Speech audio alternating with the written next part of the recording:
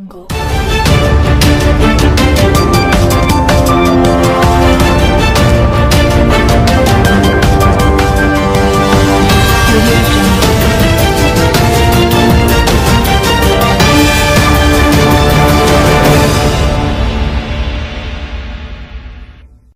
बंधु मो स्वागत करछि बीएम क्रिएशन यूट्यूब चैनल को। तो आज हूँ 25 फेब्रुआरी 2025 बुधवार। तो आज दिन किसी गुरुत्वपूर्ण खबर आछि, चलंतु से खबर पर नजर पकाइबा। ता पूर्वरु चैनल को नुआ करी आस्थिले चैनल को सब्सक्राइब करी पाखरे आसुवा बेल आइकन को ऑन कर रखंतु, एमिति प्रत्येक दिन लेटेस्ट न्यूज सर्वप्रथम देखिबा पई। तो चलंतु ना देरी न करी खबर पर नजर पकाइबा। सूचना मिलुछि समस्त को पेंशन देवे मोदी सरकार। सूचना अनुसार प्रत्येक व्यक्ति वृद्धावस्था पेंशन पाइबा चाहती, किंतु यह केवल सरकारी और बेसरकारी कर्मचारी उपलब्ध। तथापि एवं सरकार एपरी एक योजना उपर काम करछंती जहां साधारण लोकों पेंशन संपर्क स्वप्न को साकार करिवो। एवं जो परवर्ती खबर सूचना मिलछि आगक बढ़िबो तापमात्रा। सूचना अनुसार आसंता 6 दिन जाए राज्य सुखिला पाग रहिबो। तेबे राज्य में 3 दिन जाए तापमात्रा कौन परिवर्तन होबाक नथिबा बेले बुधवार जागर पे पाग स्वाभाविक रहिबो बोली आकलन करछि पाणीविभाग केन्द्र।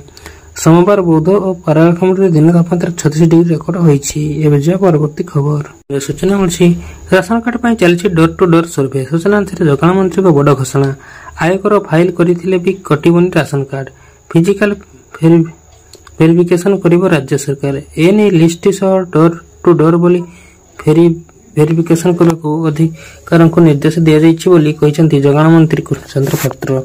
कहार आय केते अछि एबे जे परवर्ती खबर सूचना मिलछि खाता को आसिला पीएम किसान टंका। ओडिसा रो पाइले 34.15 लाख चाषी बढ़ला हिताधिकारी। सूचना अनुसार प्रधानमंत्री नरेंद्र मोदी गतकाली बिहार में आयोजित एक स्वतंत्र कार्यक्रम पीएम किसान योजनार 19तम किस्ती प्रदान करछंती।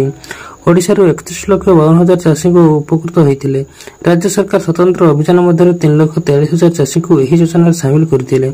आगामी दिन में आहुरी अधिक चाषी को पीएम किसान जोड़िबा को स्वतंत्र अभियान जारी रहिबो बोली कृषि विभाग पक्षरु कहा जायछि। एबे परवर्ती खबर सूचना मिलछि जलवायु परिवर्तन जो उभय स्थिति 2030 सुधा 2 डिग्री बढ़िबो तापमात्रा। सूचना अनुसार संप्रति वर्धित तापमात्रा और जलवायु परिवर्तन सारा विश्व पर चिंतार कारण पलटिछि। एही वर्धित विपद जो आगामी 5 वर्ष मध्य अर्थात 2030 सुधा 30% कृषि एवं आवासिक ऋण खिलाफ होबार आशंका रही। अर्थात अनुसूचित वाणिज्य बैंक गुड़िक देथिबा ऋण बुड़ीजिवो। एबे जे परवर्ती खबर सूचना मिलछि एप्रिल 30 चारधाम यात्रा आरंभ। सूचना अनुसार उत्तराखंड चारिधाम यात्रा खूब शीघ्र आरंभ होगा जाउछि।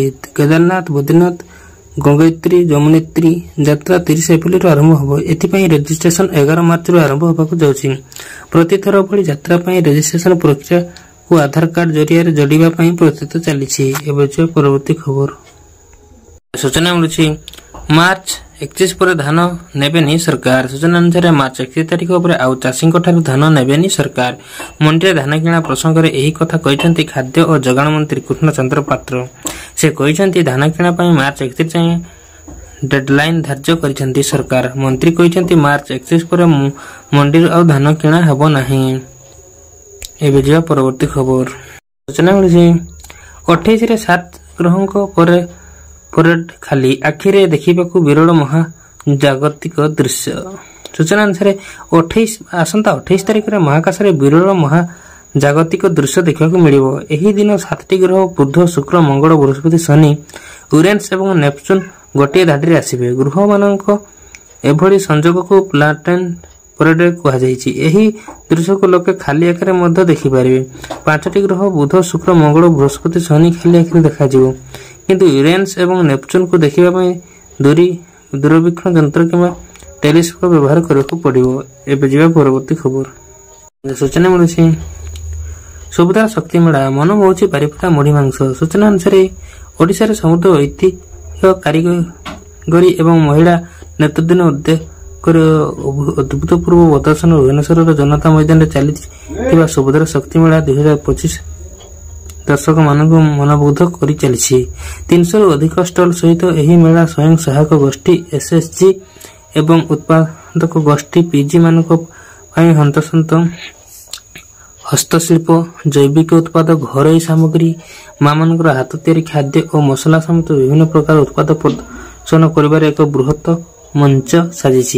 परवर्ती खबर सूचना मिली बढ़ला यूएन आधार लिंक परिचय कर तारीख। सूचना अनुसार ईपीएफओ नहीं गुरुत्वपूर्ण खबर नदी संयोजित प्रोत्साहन ईएलआई योजना अधीन लाभ पाइबा universal account number UAN active करने एवं बैंक अकाउंट आधार लिंक कर शेष तारीख 15 मार्च 2025 को वृद्धि कर पूर्व अनेक थर वृद्धि कर श्रम और नियुक्ति मंत्रालय 21 फेब्रुआरी 2025 एक विज्ञप्ति जारी कर सूचना देछि।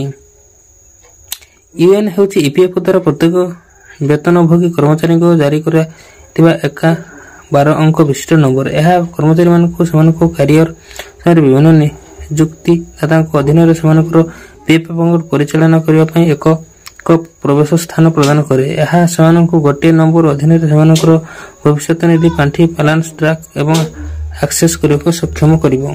यह थिला आज मुख्य खबर। जदि वीडियो भल लगी वीडियो को लाइक करंतु, चैनल पर जदि नुआ तब सब्सक्राइब करंतु और पाखते बेल आइकन टच करी ऑल पर क्लिक करंतु एवं सांग मान सहित बहु मात्रा शेयर करंतु जहा फळे कि जे कोन लेटेस्ट सठिक सूचना आपण माने हम चैनल माध्यम सर्वप्रथम पाई परिबे।